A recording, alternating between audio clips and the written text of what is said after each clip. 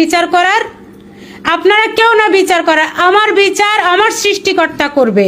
আমি যদি কোনো ভুল করি আমার বিচার আমার সৃষ্টিকর্তা করবে। কই আমি কোনো ভালো কাজ করলে আপনারা তো পুরস্কার নিয়ে আসেন না?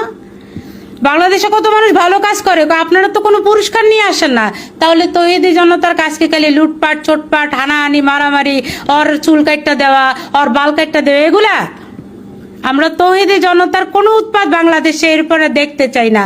ধর্ম মাননা তখন হয় না যখন আপনারা বলেন চান্দা আওয়ামী লীগও নেয়, চান্দা বিএনপিও নেয়, চান্দা আল্লাহও নেয়, তখন সেই কথার সময় ধর্ম মাননা হয় না। হ্যাঁ, ধর্ম অবমাননা হয় না নাকি? ধর্ম অবমাননা তখন হয় না যখন আপনাদের প্যারে প্যারে জামাত নেতা বলে, শিশির মনি বলে যে রোজা পূজা এক, তখন ধর্ম অবমাননা হয় না? হয় না?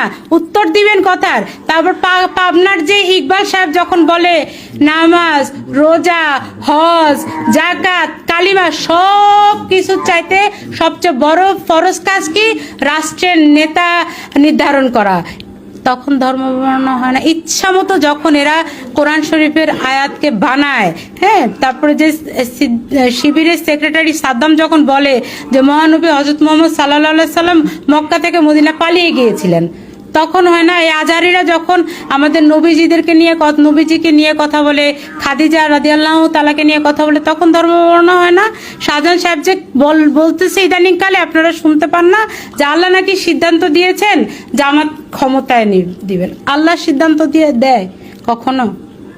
এগুলো কোনো কথা?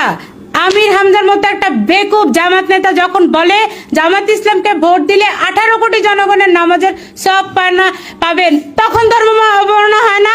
কেন এদেরকে জামাত নেতাদেরকে ধরে ধরে আপনারা মাটির নিচে ঢুকাই দেন না?